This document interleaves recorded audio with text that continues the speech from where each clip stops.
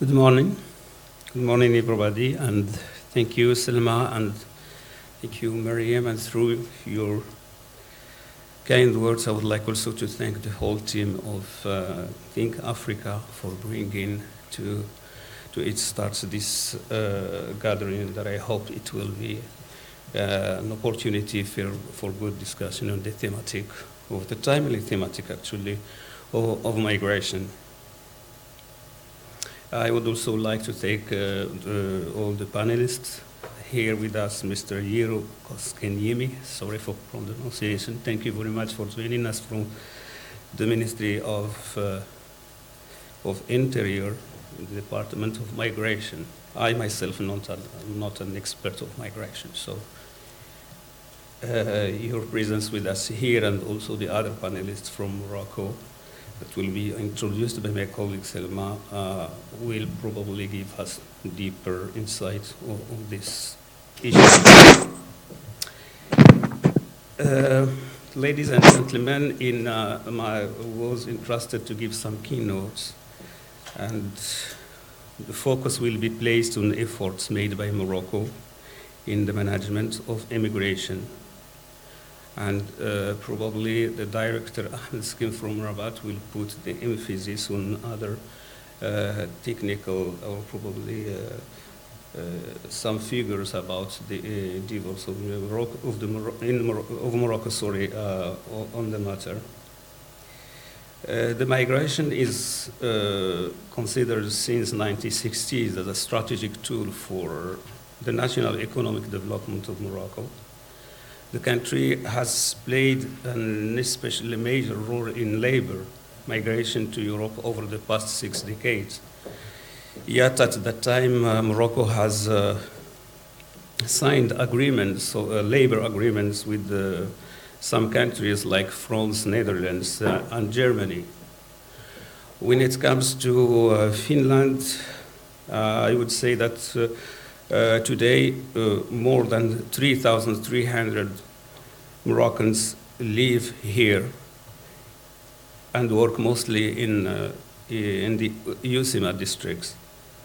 They are very well integrated and fulfill their rights and duties in harmony with the Finnish society with no major problems.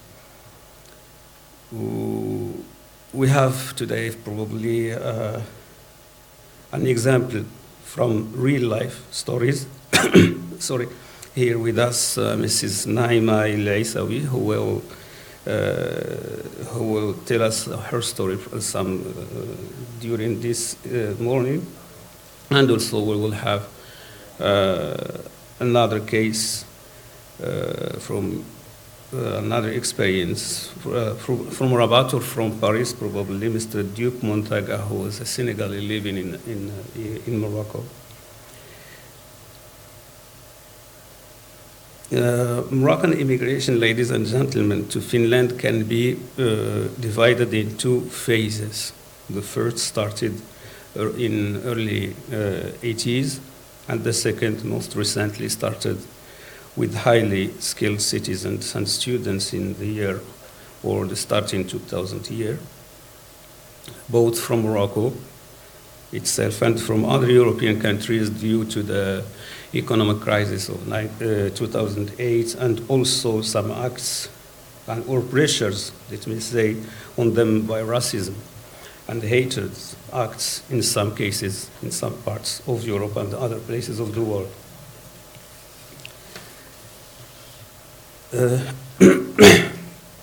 Thanks to its strategic position and its African roots and its proximity to Europe, Morocco has become, as it is said in the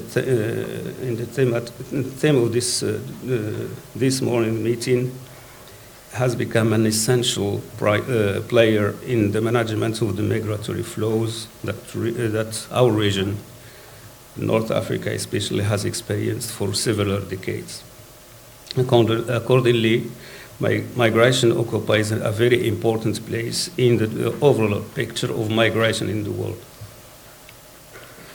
Therefore, a Morocco-Finland cooperation towards Africa through Morocco, of course, and in cooperation with other countries of the continent, it is possible and highly recommendable for so many reasons, probably to addressing the root causes of irregular migration through, for instance, cooperation to development.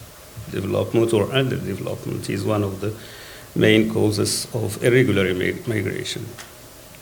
Also, both countries can cooperate in the field of the protection of migrants and their rights, and also their integration in societies. Both countries also can encourage very much legal migration, and we have good opportunities to go through probably joint initiatives, either bilaterally or multilaterally in Africa or in other fora, either in the United Nations or together with the IUM. Probably I would raise an eventual Finnish contribution to the African Observatory on Migration that was launched last December in Rabat. It could be probably an option in this regard that will be highly appreciated if the Finnish government decided to contribute in the way it seems to them suitable. Ladies and gentlemen, for a long time, Morocco was considered as an immigration and transit country to Europe. Well, in the title, it is EU is not anymore the host country, but my focus will be on Morocco actually as the host country for migrants that started yet early 90s. Morocco welcomed from that period immigrants from not only sub-Saharan countries who are the traditional migrants to our country, but also from the Middle East, Asia, and Europe following the events in those regions.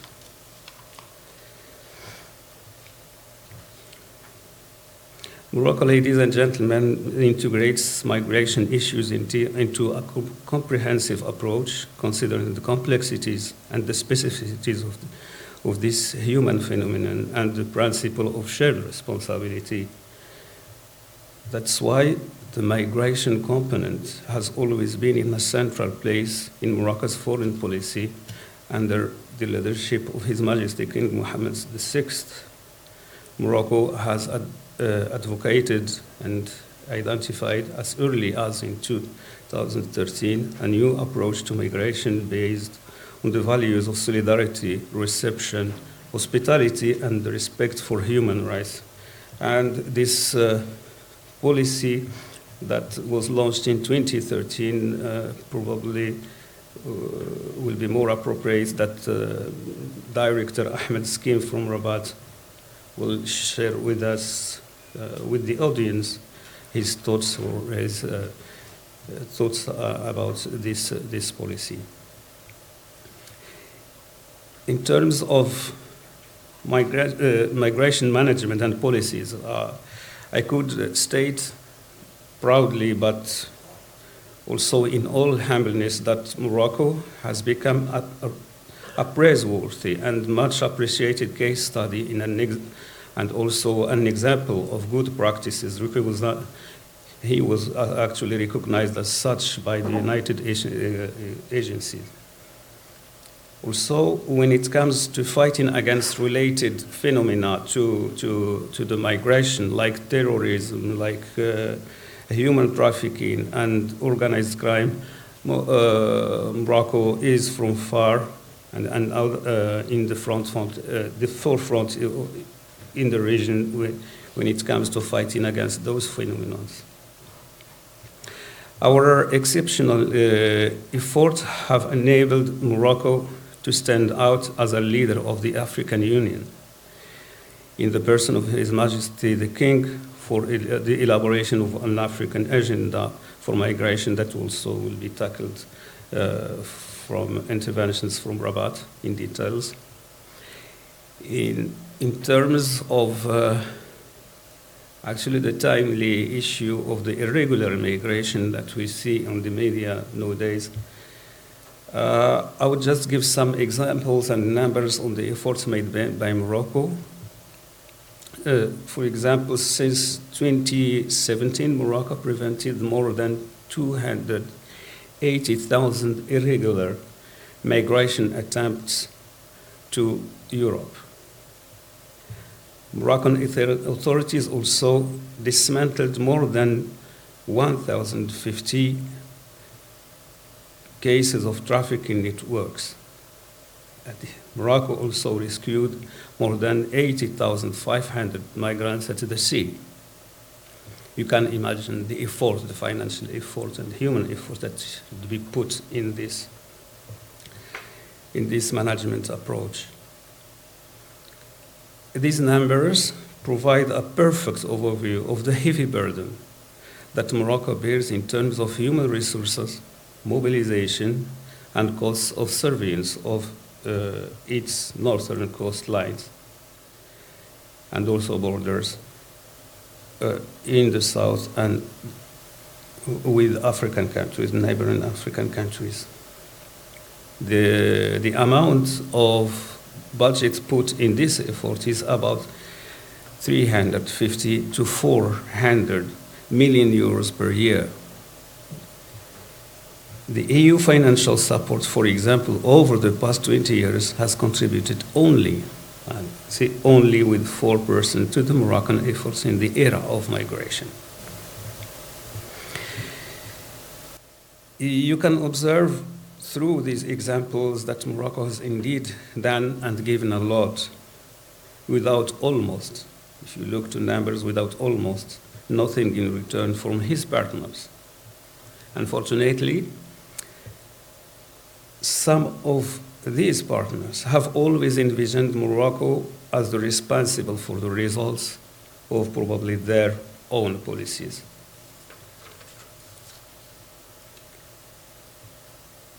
As you have seen, these considerable financial and human efforts should lead, I may say, our partners to some spirit of humility and show the virtue of recognition and respect towards the role and sacrifices made by Morocco on a daily basis, instead of naming and shaming or coming up with condemnatory and unproductive initiatives. At the same time, while thousands of migrants are abandoned and in the sea or in the desert by neighboring countries of Morocco, and when no one claims their rights or condemns such acts, Morocco was there, he rescued them and welcomed them. And there is so many examples of that. Not to be long, probably no later than 2017, for instance, Moroccan authorities, going along with high instructions of His Majesty the King, settled the situation of a group of 13 Syrian families who have been stranded for weeks on the Algerian-Moroccan border.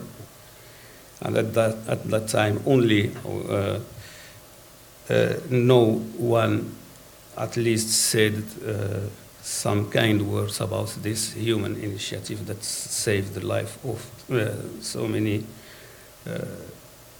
families from Syria. Ladies and gentlemen, in this context, I have to state that Morocco is keen to human dignity and human rights of migrants and their families enshrined in the international law, more specifically in the International Convention on the Protection of the Rights of All Migrants, Workers, and Members of their Families. This is a General Assembly, United Nations General Assembly, a resolution that was adopted probably in December 1990.